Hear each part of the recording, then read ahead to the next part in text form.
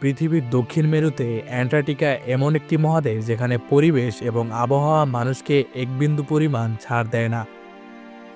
এটা পৃথিবীর সবথেকে দূরের জনমানব শূন্য এবং বরফ ঘেরা ভুরতুরে মৃত্যু উপত্যকার মতো একটি জায়গা। আশ্চর্যের বিষয় হলো, এত প্রতিকূলতা থাকা সত্ত্বেও এই মহাদেশে গত কয়েকশো বছর ধরে মানুষ বসবাস করে আসছে। এখন প্রশ্ন আসতে পারে, এত দেশ থাকা সত্ত্বেও এই বরফ ঘেরা মহাদেশেই কেন? মাত্র ৪৫ জন মানুষ সেখানে কি করে এবং কিভাবে তারা টিকে থাকে? তো চলুন জেনে নেওয়া যাক আজকের ভিডিওতে অ্যান্টার্কটিকার আবহাওয়া সম্পর্কে। আয়তনের হিসাবে অ্যান্টার্কটিকা এত বড় যে পুরো আমেরিকা মহাদেশ এবং ভারত এর ভিতরে ধরে যাবে। এত বড় মহাদেশে প্রায় ৯৮%ই গভীর বরফে ঢাকা। অ্যান্টার্কটিকাতে বরফের মাত্রা এতটাই বেশি যে কোথাও কোথাও ৫ কিলোমিটার পর্যন্ত গভীর বরফে ঢেকে যায়। এখানে সাধারণ তাপমাত্রা -৬০°C, তবে বছরের কিছু কিছু সময় এখানকার তাপমাত্রা বেড়ে যায়, আর তখনও এখানে তাপমাত্রা থাকে -১২°C। কারণ এখানকার তাপমাত্রা বছরের সবসময় ফ্রিজিং পয়েন্টের নিচে থাকে। এর জন্য বছরের কোনো সময় এখানকার বরফ গলে যায় না। শুধু তাই নয়, প্রতি বছর এখানে ২ ইঞ্চি করে বরফের আস্তরণ বেড়ে যায়। এটি শুনতে তেমন বেশি মনে না হলেও কোটি বছর ধরে এই বরফের আস্তরণ বেড়েই চলছে। অ্যান্টার্কটিকা শুধুমাত্র বরফ আর শীতের তীব্রতার কারণেই যে শুধুমাত্র মানুষের বসবাসের অনুপযোগী সেটা নয়। এখানে বাতাসে আর্দ্রতা নেই বললেই চলে। সাধারণ বাতাসে ৪০ থেকে ৮০% জলীয় বাষ্প থাকে, যা মানুষের শরীরের জন্য যেমন দরকারি তেমনি প্রকৃতির জন্য জরুরি। কিন্তু অ্যান্টার্কটিকাতে জলীয় বাষ্পের পরিমাণ মাত্র ০.০৩%। এই কারণে এখানে মানুষের চামড়ায় বিভিন্ন ধরনের রোগের সৃষ্টি হওয়া এবং ডিহাইড্রেশন খুবই সাধারণ একটা ব্যাপার। এত কিছু শোনার পরেও নিশ্চয়ই আপনার মনে হচ্ছে যে এখানে মানুষ কিভাবে থাকে।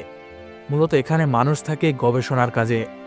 মহাকাশে যেমন মানুষের বসবাসের উপযোগী নয়, কিন্তু গবেষণার জন্য মানুষ সেখানেও থাকে, ঠিক তেমনিভাবে অ্যান্টার্কটিকায় গবেষণার জন্য মানুষকে পাঠানো হয়। অ্যান্টার্কটিকার সবথেকে বড় গবেষণা কেন্দ্র হল অ্যামুন্ডসেন স্কট সাউথ পুল। এই রিসার্চ সেন্টারে গরমকালে ১৫০ জন বিজ্ঞানী এবং শীতকালে মাত্র ৪৫ জন বিজ্ঞানী এবং স্টাফ থাকে। আর এই অ্যান্টার্কটিকাতে পৌঁছানোর একমাত্র উপায় হলো প্লেন, অথচ এখানে কোনো প্লেন ল্যান্ড করার রানওয়েও নেই। এখানে বরফের পরিমাণ এতটাই বেশি যে কোনো রানওয়ে বানানো সম্ভব নয়। ভাবছেন তাহলে প্লেন ল্যান্ড করে কোথায়? এখানে রানওয়ে কংক্রিট অথবা অন্য কিছু দিয়ে তৈরি নয়। এখানকার বরফ রোলার দিয়ে শক্ত করে তার উপর দিয়ে যাওয়ার উপযোগী একটা রানওয়ে প্রস্তুত করা হয়। আর সেজন্যই এখানে প্লেন ল্যান্ড করার জন্য পাইলটকে স্পেশাল ট্রেনিংও দেওয়া হয়। কারণ এখানকার প্লেন ল্যান্ডিং অনেক বেশি মারাত্মক ঝুঁকিপূর্ণ, একটু বেখেয়ালি হলেই ঘটতে পারে ভয়ঙ্কর অ্যাক্সিডেন্ট। এবার চলুন জেনে নেই গবেষকরা এখানে কিভাবে থাকে এবং কিভাবে তারা জীবনযাপন করে। ১৯৫৬ সালে দক্ষিণ মেরুতে আমেরিকান স্টেশন কাঠ দিয়ে বানানো হয়, কিন্তু এটা বরফের ধাক্কায় খুব দ্রুত ভেঙে চুরমার হয়ে যায়।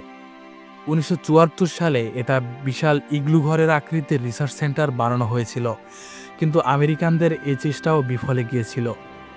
কারণ প্রতি বছর এই ইগলু আকৃতির রিসার্চ সেন্টার বরফের নিচে তলিয়ে যেত। কারণ অ্যান্টার্কটিকাতে বছরে ৬ মাস শীতকাল এবং ৬ মাস গরমকাল থাকে, আর সেই গরমকালের ৬ মাস এখানে কোনো রাত হয় না। বাকি ৬ মাস শীতকালে রাত হয়, কিন্তু সূর্যের কোনো দেখা মেলে না। এই কারণে যে ৬ মাস রাত থাকতো, সেই ৬ মাস ইগলু রিসার্চ সেন্টারকে বরফের মধ্য থেকে বের করা যেত না, গরমকালের জন্য অপেক্ষা করতে হতো। এতে অনেক পরিশ্রম এবং জ্বালানি খরচ হতো। আর তাই ২০০৮ সালে আমেরিকা একটি নতুন ধরনের ডিজাইন আবিষ্কার করে, আর ইগলু ডিজাইন পরিবর্তন করে এই ছবিটির মতো ডিজাইনগুলো করা হয়। এই বিল্ডিংয়ের বিশেষ একটি দিক হলো এটা অ্যারোডাইনামিক, অর্থাৎ বাতাসের প্রবল বেগও এটাকে কিছু করতে পারে না, এবং এটাকে হাইড্রোলিক পিলারের উপরে তৈরি করা হয় যার ভিত ছিল বরফের অনেক নিচ পর্যন্ত। অ্যারোডাইনামিক ডিজাইনের কারণে প্রচুর বাতাসেও বিল্ডিংয়ের উপরে এবং নিচে বরফ জমতে পারত না। মজার ব্যাপার হলো অ্যান্টার্কটিকা একটি স্বাধীন মহাদেশ। এখানে ২৯টি দেশের রিসার্চ সেন্টার থাকলেও অ্যান্টার্কটিকার মালিকানা কোনো দেশের কাছেই নেই। এখন তাহলে প্রশ্ন আসতে পারে, অ্যান্টার্কটিকাতে বরফের মধ্যে এত কষ্ট করে কি নিয়ে গবেষণা করা হয়? এখানে মূলত মহাকাশ ও জ্যোতির্বিদ্যা নিয়ে গবেষণা করা হয়। কারণ সাধারণ আবহাওয়াতে প্রচুর পরিমাণে জলীয় বাষ্প থাকাতে টেলিস্কোপে খুব বেশি দূর পর্যন্ত দেখা যায় না। কিন্তু দক্ষিণ মেরুর আকাশে কোনো জলীয় বাষ্প না থাকার কারণে অনেক দূর পর্যন্ত পরিষ্কার আকাশ দেখা যায় এবং কয়েক লক্ষ লাইট ইয়ার পর্যন্ত সহজেই টেলিস্কোপে দেখা যায়। যেমন এটি একটি ব্ল্যাক হোলের ছবি। 2019 সালে অ্যান্টার্কটিকা থেকে টেলিস্কোপের মাধ্যমে ছবিটি তোলা হয়, যেটা অন্য কোনো আবহাওয়া থেকে হয়তো তোলা কোনোভাবেই সম্ভব হতো না। তাছাড়া অ্যান্টার্কটিকা থেকে আইস কোর নিয়েও রিসার্চ করা হয়। কয়েকশো বা লক্ষ বছর আগে পৃথিবীতে কি কি উপাদান ছিল সেগুলো নিয়েও অ্যান্টার্কটিকাতে গবেষণা করা হয়। কারণ অ্যান্টার্কটিকাতে লক্ষ কোটি বছর আগে জমা হওয়ার বরফের নিচে লক্ষ কোটি বছর আগের অনেক নিদর্শন জমা রয়েছে। এজন্যই সেখানে আইস কোর নিয়ে গবেষণা চলমান। এই আইস কোর থেকে জানা যায় শত শত বছর আগে পৃথিবীতে কি কি ছিল। গবেষকেরা অ্যান্টার্কটিকাতে রিসার্চ করে সমস্ত ডাটা তাদের নিজ নিজ দেশে পাঠিয়ে দেয়। অ্যান্টার্কটিকাতে আসার যেমন একটাই উপায়, তেমনি অ্যান্টার্কটিকা থেকে বেরানোর একটাই রাস্তা, সেটি হলো প্লেন। অ্যান্টার্কটিকাতে বছরের 3 মাস প্লেন যাতায়াত করা যায়, কারণ বছরের বাকি সময় এখানে বরফ ঝড়ের কারণে প্লেন চলাচল করতে পারে না। এছাড়া অ্যান্টার্কটিকাতে বাতাস এবং জলীয় বাষ্প কম থাকার কারণে গবেষকরা বিপদের মুহূর্তে প্যারাশুটও ব্যবহার করতে পারে না। এমনকি এখানে ইন্টারনেট ব্যবহার করাও অনেক বড় একটি চ্যালেঞ্জ। এখানে মাত্র 4টি স্যাটেলাইট অল্প সময়ের জন্য কাজ করে। বেশিরভাগ সময় এখানে ইন্টারনেট সংযোগ পাওয়া যায় না। যখন স্যাটেলাইট দক্ষিণ মেরুর পাশ দিয়ে যায় তখনই কেবলমাত্র ইন্টারনেটের সিগন্যাল পাওয়া যায়। 24 ঘন্টায় মাত্র 3 ঘন্টা 50 মিনিটের মতো সেখানে ইন্টারনেট ব্যবহার করা যায়। এই সময়ের মধ্যেই গবেষকেরা তাদের পরিবারের সাথে ইন্টারনেটের মাধ্যমে যোগাযোগ করে থাকে। আরও অবাক করা ব্যাপার হলো, অ্যান্টার্কটিকাতে সামান্য পরিমাণ দূষণও যদি ঘটে তাহলে তা গবেষণার কাজে অনেক বেশি সমস্যা সৃষ্টি করে। এর অর্থ হলো অ্যান্টার্কটিকাতে যে ময়লা আবর্জনা জমে সেগুলো অ্যান্টার্কটিকা থেকে ফেরত পাঠানো হয় কার্গো বিমানে করে। তাছাড়া এখানে বসবাস করা কারো পক্ষে সম্ভব নয়। তাই শীতকালে দক্ষিণ মেরুতে মাত্র 45 জন মানুষ থাকে।